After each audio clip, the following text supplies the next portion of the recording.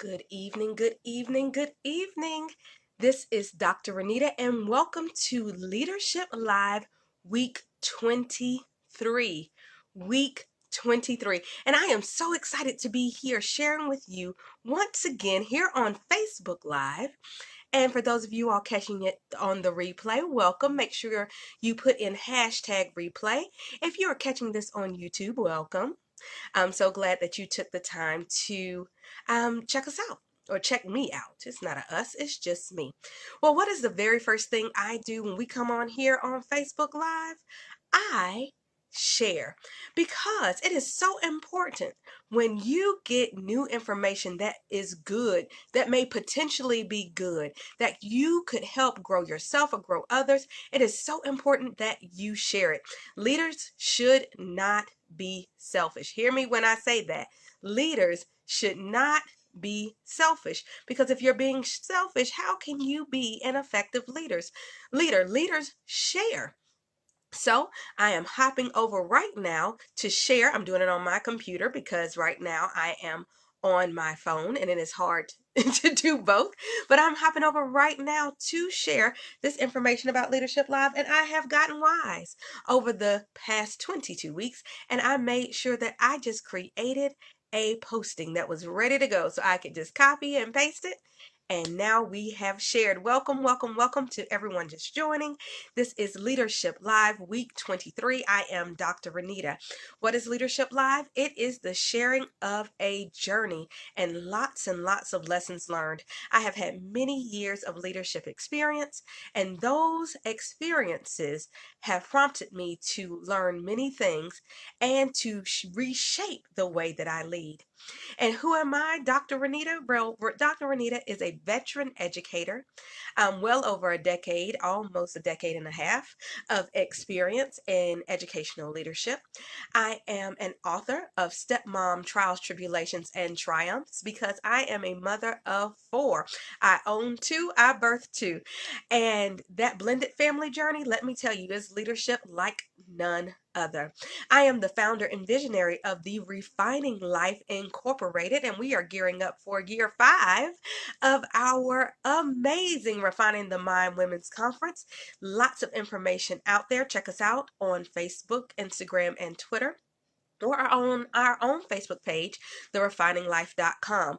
But ladies out there, it is one thing not to be missed. It's September 28th. Mark your calendars now. I am also a speaker. I am an entrepreneur. I am a trainer. I am a minister of the gospel of Jesus Christ. Yes, I am, and not ashamed. And I love growing people and sharing with people. So here I am to share part of my journey with you today. So tonight's title is Assignment Complete. Assignment Complete. There are so many situations and things that we are brought to in life, and some of them are not that easy to deal with. Some of them can become frustrating, and they may start off awesome. They may start off amazing, but then they turn into this other thing. My daughter, my oldest daughter, was drinking a drink the other day. We were at a restaurant, and she'd been drinking it a while, and then after a while just said, "Mommy, I'm done." I said, "But it's still drink left in here." She said, "Mommy, it tasted really good at first, but now it's nasty." Sometimes our experiences, our leadership experience and otherwise, can start off tasting really good, and then by the end it's just nasty. And you don't always want to stick with it. But if you are planning to find your assignment completed, you sometimes have to go through things that don't feel good, don't taste good, that may not even be what you want to do anymore. But as leaders, we have to understand that we are in a service field, honey. We are in a service field, and though it may not be ideal or perfect for us, if it is our assignment, it is also our duty to complete it. So my stories for this week. The first of which has to do when I was a teacher and I was getting ready to become a school administrator. I'd already finished my master's degree and I was ready to go. I was ready to go. And actually, I think I told part of this story a few weeks ago, but I was ready to go. I was done. I interviewed all summer long, and I did not get an assistant principal job. And I had to come back. And I was frustrated, and because I was tired. I didn't feel like I was very valued in the place where I was, and I was ready to go. Yet I returned yet another school year, and I was assigned to a situation where I was a leader. I was a team leader. We were all beginning teachers. I think I talked about this some in the week I talked about the setup, but we were all beginning teachers. And I was assigned to lead this group. The lead administrator, our principal, or the assistant principals at the time, either saw something in me or wanted to see what I could really do.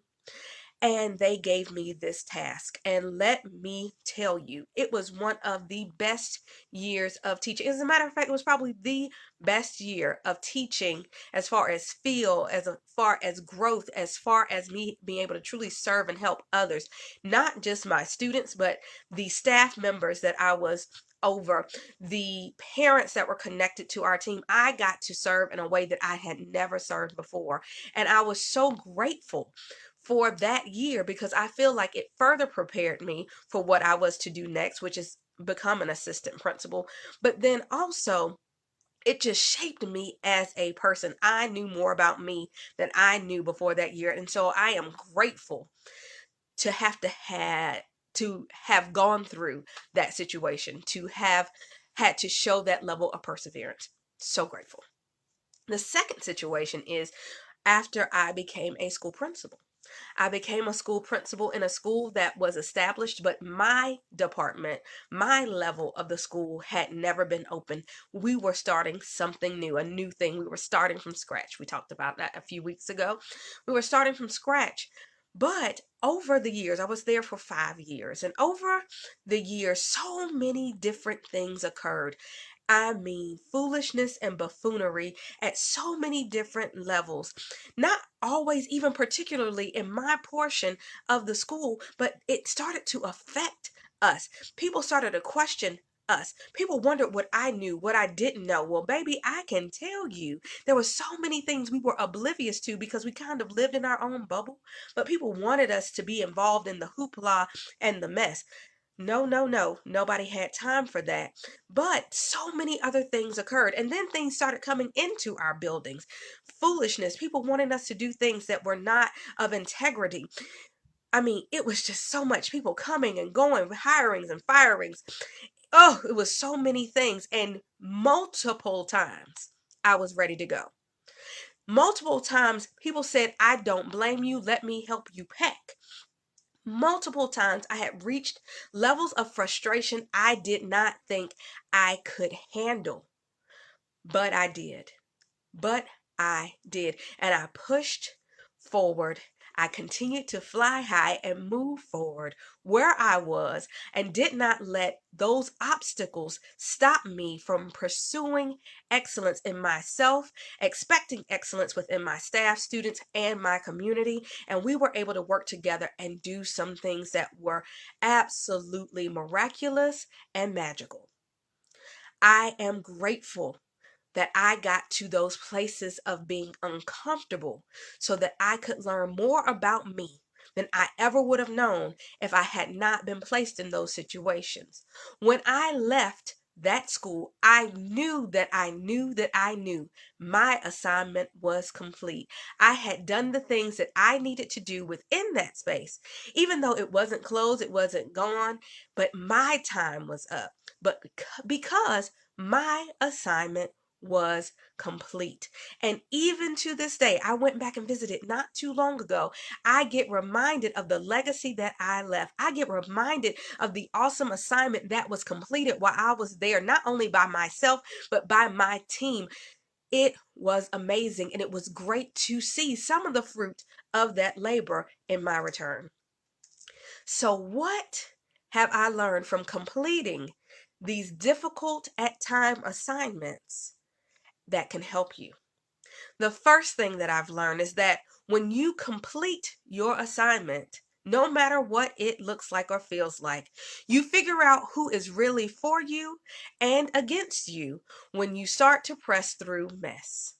You learn who is really for you and who is against you when you press through mess. It is not easy to persevere. It is not easy to persevere, especially in times of oppression, opposition, um, just foolishness.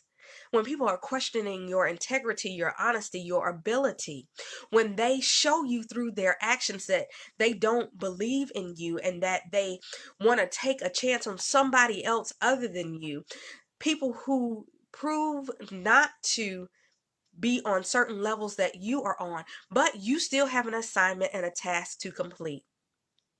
You will find out who is for you and who is against you.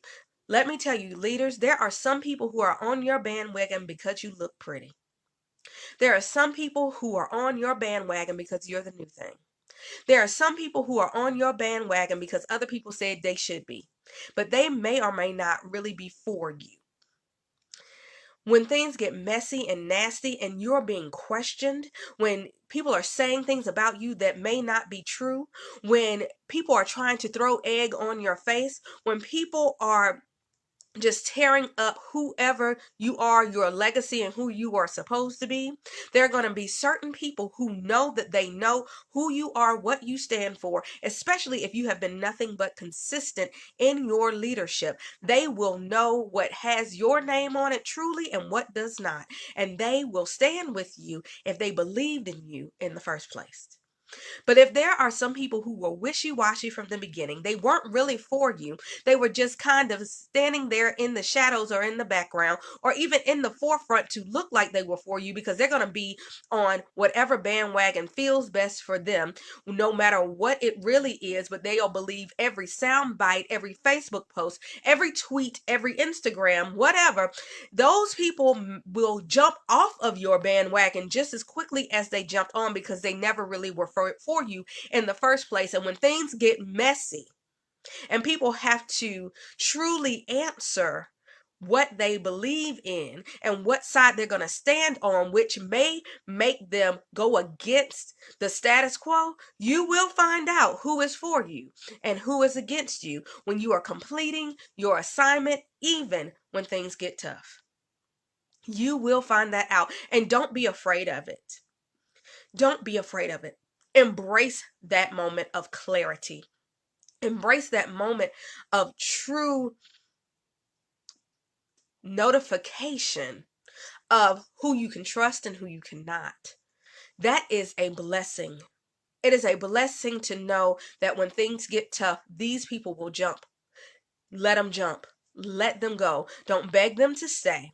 And if they try to come back later, sometimes you're going to just have to welcome them with open arms because sometimes they don't see the light until the light is taken away from them. They don't even realize how bright it was until there is no light. Some people, or as other people say, they don't know what they've got until it's gone. And then sometimes they see what the light was really doing for them, how they were served, how the light helped them to grow, how the light nourished them. They will see it later, and you just have to say, okay. That doesn't mean that you trust them 100,000%, but you can't just push them away because they are a part of your fellowship now. Don't be afraid of it. Don't shun it, but just know that it's going to happen and be okay with that. Don't be afraid of it. Don't be afraid of it. The second thing that you will learn when you are completing your assignment, no matter what it looks like, no matter how it's feel, you will discover your own strength when you are pushed beyond your comfort zone. You will discover your own strength when you are pushed beyond your comfort zone. There are some things you will never know about yourself as long as you're comfortable. There are some things you will never know about yourself when you are in places of comfort. It is easy to become complacent when you are comfortable. You need to be pushed outside of your comfort zone to learn some things about yourself. You will learn so many things about yourself when you become uncomfortable. And it is only then that true leaders get to sprout and flourish, because then and only then will you be able to fully complete your assignment, because assignment completion is not always easy. And be all right with it. Be all right with it, but also be willing to grow. As leaders, we oftentimes push our fellowship, those people who are watching us and following us and being led by us and being guided by us. We push them to do more, to be more, to discover new parts of them, to try something they've never tried before. But oftentimes we are not willing to do the same thing ourselves, and that makes us short-term and not so great leaders. We need to lead even in that respect by example, so that we can complete our assignments fully, because part of that assignment is to continuously encourage those in our fellowship to be greater, to operate in excellence. And excellence isn't always where it used to be. Excellence is not always comfortable, but excellence is always striving for greatness, not perfection, but greatness. So that means that you have to leave your comfort zone so that you can discover the other amazing portions of you, so that you can complete your assignment. When you stay comfortable, there are portions of your assignment that likely will go unfinished, non-completed, incomplete, because you didn't push to get them done. Because you did not push to get them done. You have got to get outside of your comfort zone so that you can fully discover everything that you are, at least that you are in that moment, and so that you can complete your assignment to its fullest potential. But you've got to get to the edge of your comfort zone and keep pushing. Get to the edge of your comfort zone and keep pushing, because that is the place where growth happens. That is the place where growth happens. Growth happens outside of your comfort zone, not in it. Because if you're stuck where you are comfortable, you will not grow anymore. You'll just be who you were, who you are, and you will not realize that full potential, nor will you fully complete your assignment. And the third thing that you will discover when you complete your assignment is that you will discover more about your purpose and your true mission when you push against your own personal desires. You will learn more about your purpose and your true mission when you push against your own personal desires. Leaders, it never was and never will be all about you. It never was, and it never will be all about you. If you're going to complete the assignment that has been tasked to you, that you have been called to, that you have been anointed and or appointed for, then you have got to understand that you have got to push through your own personal desires so that you can discover even fully what your assignment and what your task is. There are some portions of your assignment that have yet to be revealed to you, because it's revealed through the journey of your leadership, through the journey of your completion. You can't complete the task because you can't even see it all, because you don't push to get sight of it. Push against those walls. Keep pushing even when it gets hard. Keep pushing even when it hurts. Keep pushing even when they talk bad about you. Keep pushing when you can't see the end. You may not see the light at the end of the tunnel yet, but I promise you that it's there if you keep pushing through your own personal desires. Remember who's behind you, who's seeing you, who's following you, who needs you. If you can remember that and allow it to push you forward, even through your personal mess, because your life will keep going even as you struggle to complete every portion of your assignment. Your life will keep going Even as you are pushing through to complete whatever portion of your assignment that you are working on. And please note that in life, you are likely to get assignment after assignment after assignment. That means it's going to get tough and tough and tough. But let me tell you, as you are pushing through and discovering what you are supposed to do, discovering how you're supposed to get there, who you are really supposed to serve, who you are supposed to serve next. As you keep pushing and pushing, it's like doing push-ups. Your muscles are getting stronger and stronger. So now you can push further. Now you can push harder. Now you can push in even more great levels of excellence. But you gotta push to complete the assignment so that you can get to the next assignment. Because assignment after assignment reveals more and more about you, your purpose, your mission, your strength. You're discovering all these things as you push and push and push. And as you are pushing, you will constantly see people coming and going, ebbing and flowing, because you serve different people at different times. Different people will decide to be on your bandwagon now and maybe off of it tomorrow. And it's okay, because they're not for you in that time. You may no longer be assigned to those people. Maybe it was just for a season.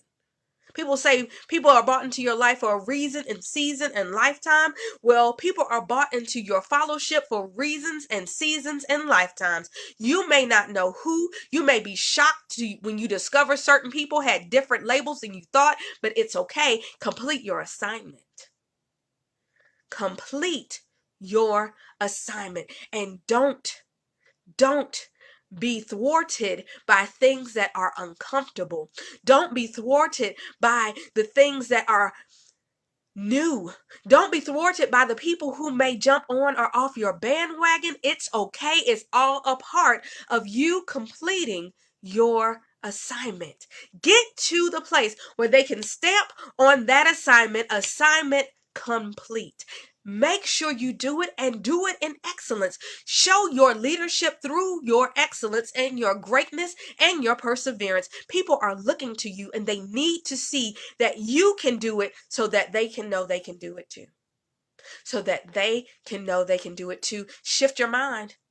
Think differently about how you see these things. Think differently how you see people coming and going. Think differently how you see your comfort zone. That may be a hindrance to you, not an asset. It's probably a liability. And think differently about your mission and your purpose. Maybe it's something today and something different added to it tomorrow, because you couldn't do what was going to be the next thing or add it to it until you completed the assignment before, because you couldn't handle it. Complete your assignment. Assignment complete. That's what you want to see. That's what you want to know. And sometimes nobody's ever going to put it on a piece of paper for you and say, okay, you're done. You can check this off. You've got to know that you got to know that you've got to know in your spirit, in your shanana, as Willie Moore Jr. says. You've got to know it. And sometimes it's all you've got, because other people will tell you that your assignment is not complete because they are comfortable with you being at the helm, with you being the leader. But you know in your deepest part of you that I have completed this assignment, and if I stay, I actually will be wrecking this. Complete your assignment and go to the next place. It may not be away from the same place, business, organization that you may be in, but it may be something different to do. Complete it and move. Complete it and move. Assignment complete.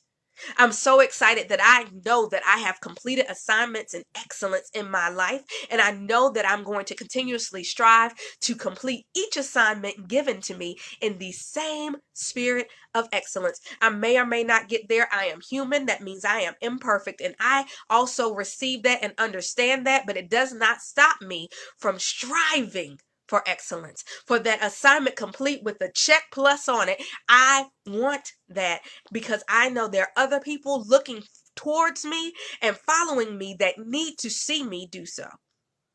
It's a motivator, and it may be uncomfortable, and that's okay, because that's how I know that I am growing, and I am growing in my strength. I'm discovering new things about myself, my mission, and my purpose, and I love that. I refined my mind. I stopped having that gook that told me that these things were bad things. They're not. They're not. I seek to learn the lessons in each part of my journey, no matter what it feels like, so I can also find the blessings in it. I know they're there. I know that they are there, and I keep my mind refined by continuously reflecting on what's going on, and then I allow myself to be revived, and then we rejoice. That's where the whole idea of the refining life came from. The whole idea. So I'm so excited to have been able to share with you again this week. If you are out there and you need to have your assignment completed, just put assignment complete. Speak it right now. Put it in the comment section. Assignment complete. Because if you can profess it, you can believe that you can do it. Assignment complete. Assignment complete. And if you have anything you need us to help you through, because we're a community here. If there's any part of your assignment that maybe we could support you in, let us know. Put it in the comments. Don't be ashamed of your tough points. We're here. We're here. I'm here. There's a community here. We're excited about your leadership journey being strengthened even as you may struggle to complete your assignment. But assignment complete. I encourage you to push through, get beyond your comfort zone, discover new things about yourself, and be excellent. I love you. This was a wonderful week 23 for me, and I hope it was for you too. And remember to always, always, always keep your leadership live.